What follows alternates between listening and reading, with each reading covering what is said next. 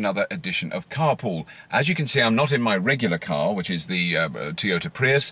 I'm actually this week in a phenomenal Lexus R450H, a hybrid car. Now just listen to this. This is a 2-ton car, and I'm just going to pull off now very carefully. There we go.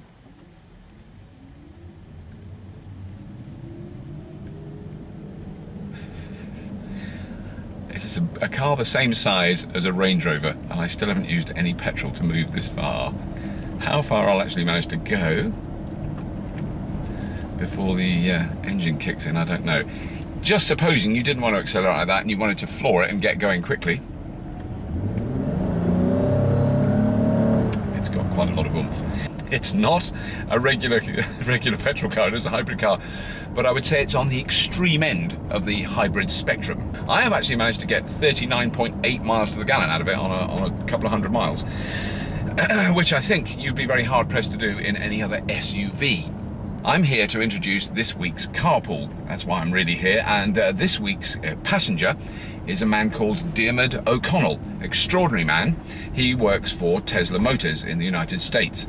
And before he worked for Tesla Motors, this is what was extraordinary about him, he worked in the White House under Colin Powell.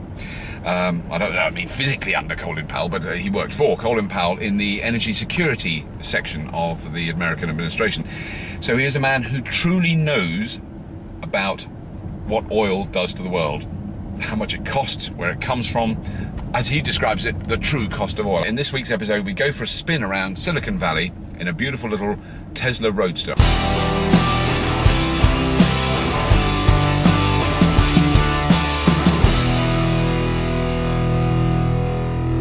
So you're going to want to go out here and take a left. Go straight. Oh no, wait. Straight. Well, actually, you know what? I'm going to correct you. We're going to go out here. It's okay. Is it okay? No, we're saying, Right. I'm from Boston. We don't. These things are. Okay. It's guidance, not rules. You folks are much better about these sorts of regulations in Europe. Take a right up here, and then we'll take a left shortly after that light. Okay. So not here. We go up to where that picnic. Keep going. We keep going. Right. Keep going. And then. So I mean, you've worked for Tesla for how long then? Is it? I joined Tesla in mid-2006, so it's been just about 3 years for me, and it's been it's a fantastic experience. I started when the company was about 60 people. I think I was employee number 64, and we were all in a small building over here, which is now just a small part of our facilities, and it's been quite a wild ride.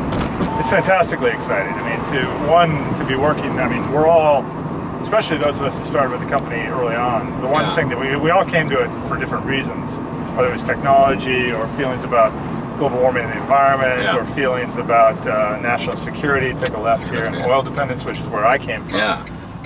But the one thing that we all had in common was we were all car people. You know, we all love cars, and fundamentally loved the proposition of introducing, we're going to go down to the end of the street here, introducing new technology, but doing it in a form that was exciting. You know, you weren't asking people to explore new ideas about how to get themselves around. You weren't developing some crappy little econobox that looked like it was developed by someone who felt fundamentally you shouldn't drive, but if you must, here's what you should drive.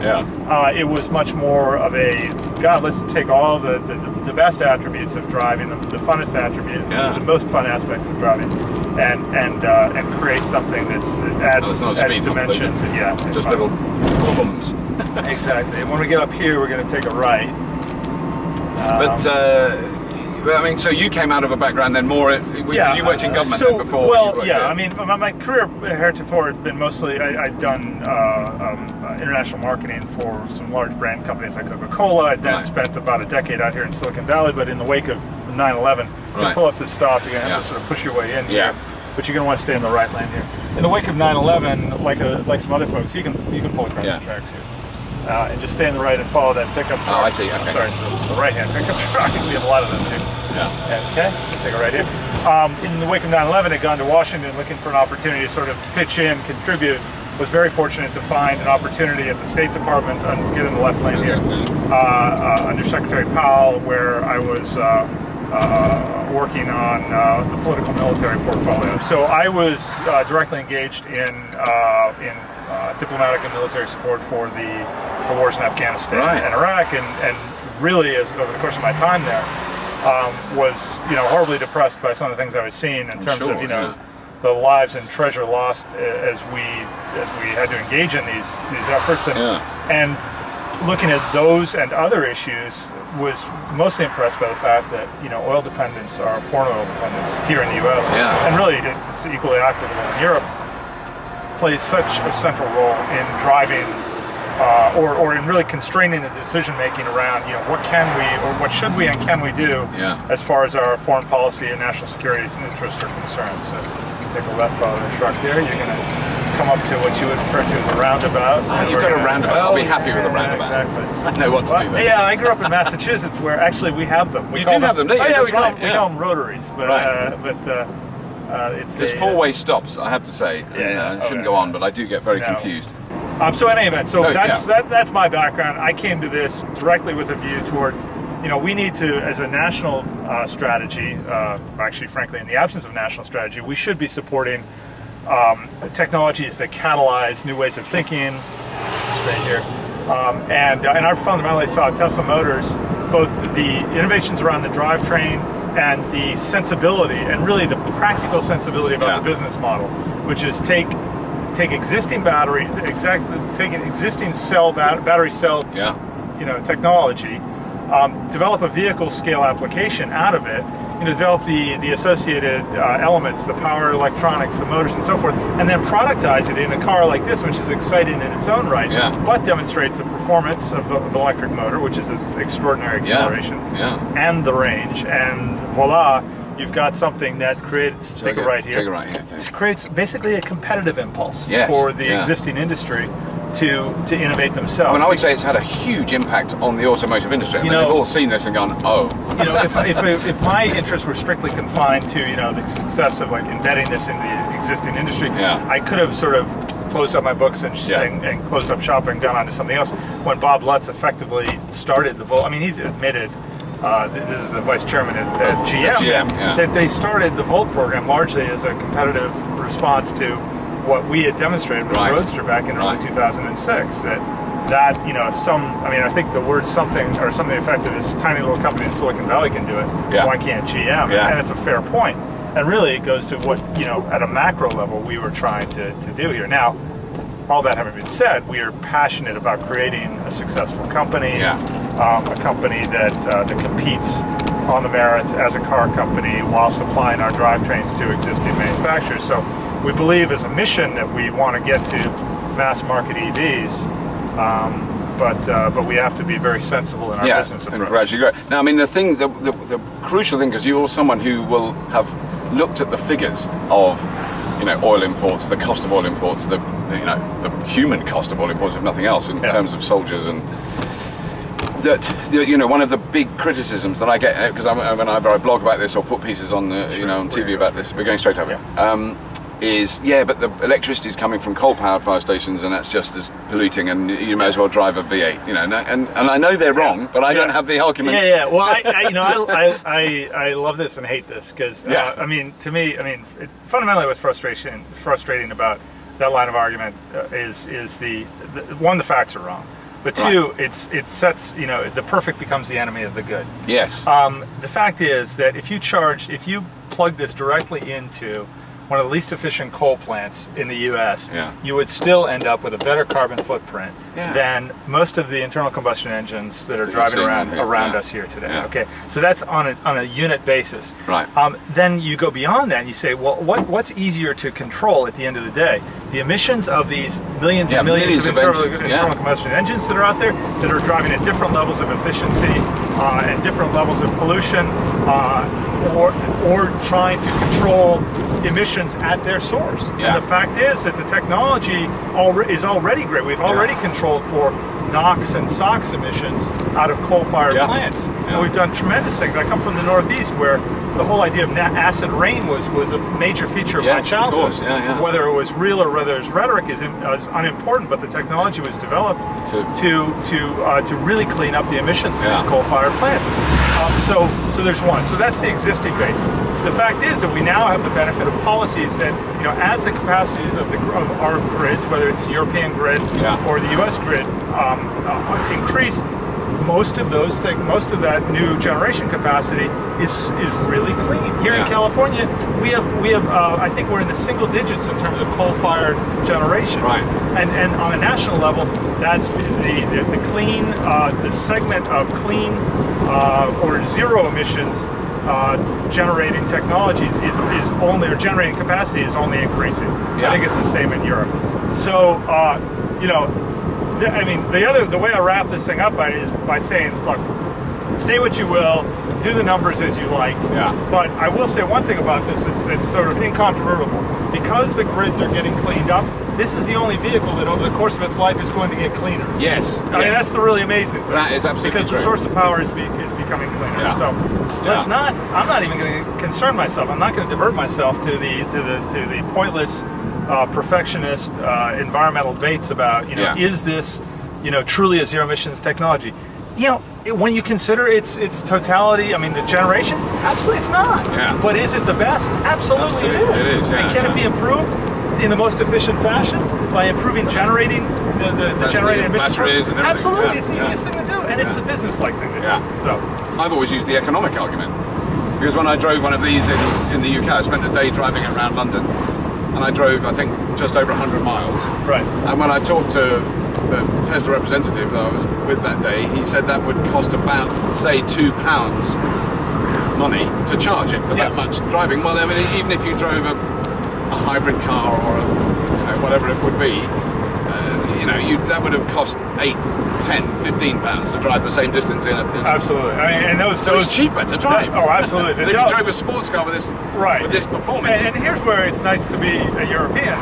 You guys have a very progressive policy with respect to really pricing in some of the externalities on the price of the pump for petrol. You pay a huge amount of money, much more, which more accurately prices the externalities than we do here in the U.S. So the delta is even greater. The comparative advantage is even greater. But even here in the U.S., you know, it's 2 to 3 cents a mile versus 8 to 10 cents a mile for the most efficient, you know, hybrid or electric or gas. And the truck we're following now. Oh, yeah, that's the comparison there is almost comical. So that's again something, a neat advantage you guys have at a high level. I mean, I think of it from the point of view of the UK, from our economy, which is as battered as yours at the moment. A huge amount of our wealth is going offshore every day. I don't have the numbers at the it is many billions. But last summer, when when gas was $4 a gallon at the pump here in the U.S., the monthly transfer of wealth from here to our major suppliers, whether it's the Middle East or Venezuela or other places which aren't notable for their diplomatic and philosophical support for our way of life, was in the trillions of dollars. That's on a monthly basis. So yeah, I mean, trillions of dollars a month. Trillions of dollars. And that's going out of the US economy. Those are net outflows. Yeah. I mean, I mean, there's this whole system. Trillions of dollars. Right. This whole systems architecture that is within the domestic context here. And just, I mean, so going back to where I come to this project from, I mean, can you imagine the degrees of freedom that you create for yourself in the prosecution of your domestic or national interests in a broader international place? I mean, what do you actually spend your time thinking about, and what problems do you confront, and how do you confront them in the world? That's foreign policy and national security arena. Then there's in terms of the impact in the universal or global need we have to address global warming. I mean, what a fantastic statement. I mean, the U.S. is beat up for its non-signatory status to Kyoto or similar accords on the amount. And those accords have some symbolic value, I'll grant you. But to me, it's, you know, what are the facts on the ground? What are you actually doing? It's not the rhetoric, it's the action. And if the U.S. was to move through public policy and consumer adoption and continued innovation in the industrial sector to really move in a wholesome way toward this, you would have economic benefit. You would have tremendous environmental benefit, and then you would have all of these knock-on benefits, as I said, in the prosecution of our national security, or for that matter, even our homeland security. It's just really extraordinarily promising. And as I said, you know, not so bad that I get to promote all of those things using a bright red sports car. Bright red sports car, it is great. Yeah. And I mean, now, having seen the S-Class, which I saw this morning, you know, it was basically the shell of it, wasn't it? But you know, that is a very, very nice, big, sensible, easy to use, fast car. I make these cars beautiful, make them comfortable. I mean, the Model S, as you said, I guess you haven't seen the interior. No. The cockpit is going to have a 17-inch console. That's basically this extraordinarily rich. So that's sat-nav, but also all controls. It's much more than sat-nav. Right.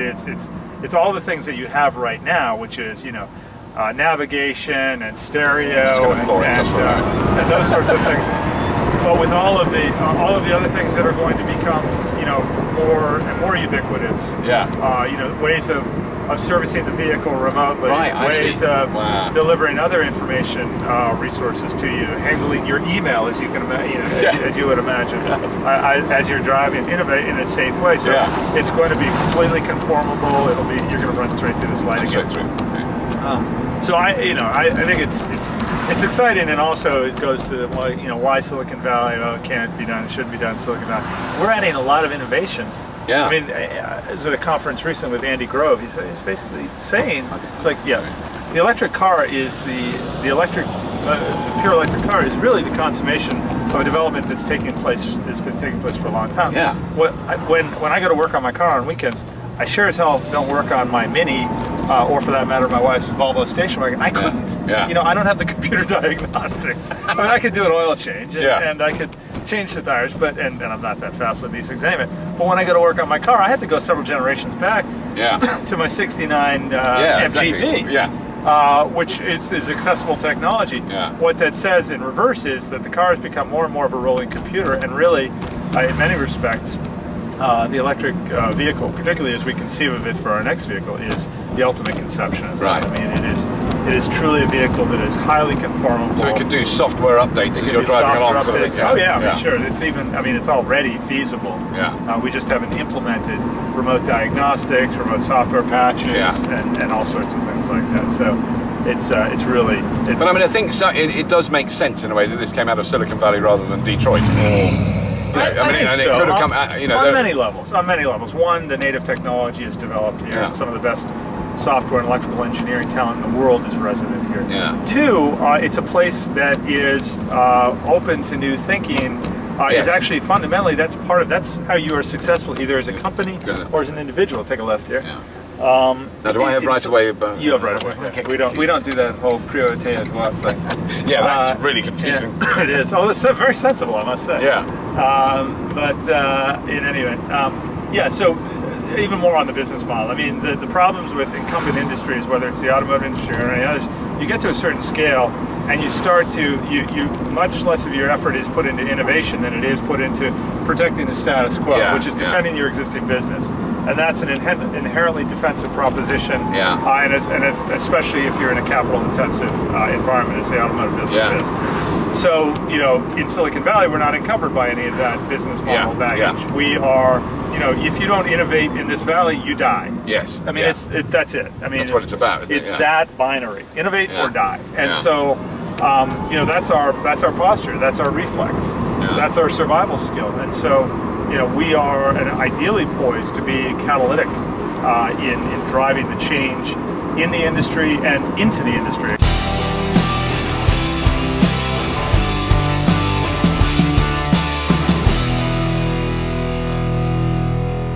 But now the other argument, the last one that it would be great to hear your opinion on is the batteries. Because a lot of people go the batteries they're polluting, and the mining for lithium is very difficult and all and all that stuff. And I mean, my argument there is, well, I don't know. It's a funny argument, and it sort of popped up out of some weird precincts. And I'll let you do some investigative journalism as to where this is all coming from. Well, I think I know the facts. Here are the facts. One, the technology we use is entirely recyclable. Right. That's if you wanted to recycle it. The fact is you don't, because it's got residual value. Right. We've already got agreements with recyclers. And by the way, all lead acid battery technology, the most toxic battery technology, is completely recycled today anyway, at least in the US. But lithium ion has residual value. Okay, so there are many elements in the cell chemistry we use right now that can be exploited for commercial purposes. So you wouldn't want to throw them away, right. even though you can. Take a right here. That's number one. Number two, this is a renewable. The lithium, it doesn't go away. It isn't expended like oil. It doesn't get burned up and feel free to park anywhere here. It doesn't get burned up. You extract it and you simply reuse it. So you could after once this vehicle's done 100,000 miles, those batteries in there. Absolutely. You basically throw them in a big shredder. You extract all of the major elements, everything right down to the plastic and metal casings, and you pull in as you like. Yeah. And you completely reuse just about every element of it. Okay. And once you have now to the lithium mining stuff, I've seen all the pathetic pictures of the poor. And truly, I mean this in not in a denigrating fashion, of the disadvantaged folks in Bolivia who are working these. But first of all, there is no lithium shortage in the world. Right. Okay. Yeah. And once there's a significant conversion of the fleet to lithium-ion battery cell chemistry, there's going to be enough critical mass that it's regenerative, basically. That you don't have to go exploring, mining. Now that's pretty far out in the future, but that's the concept that's in place here. You're not just pissing it into the atmosphere. And there's also, I'm assuming, going to be in the next 20 years, someone's going to come, look what I've done with sand and a bit of string. Yeah, there's a different battery. This is the other thing. I mean, and the other smaller, more powerful batteries that charge faster. And that's frankly another concept that, not to toot our horn, but what the hell. What we've done by demonstrating a vehicle application with a highway-capable vehicle of lithium-ion battery technology has done a tremendous amount to inspire investment in cell chemistry and battery technology. So is lithium-ion battery chemistry the technology of now? Absolutely. Is it going to be the technology of 5 years from now? Well, who the hell knows? I mean, I think that there's going to be a steady, incremental, and meaningful improvement in lithium-ion technology in the course of the past years. Just in the cells we use, in the chemistry we use, 8% year-over-year energy density improvement. Right. Steady state increase.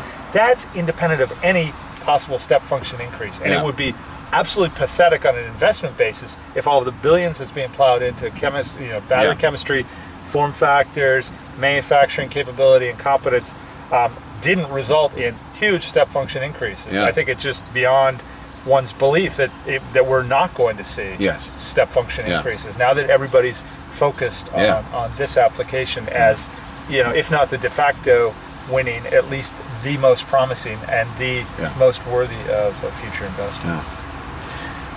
Very inspiring. I'd like to say thank you very much. Thank you very much. Thanks for your time. No, it was good. No, thank you for yours. Very nice.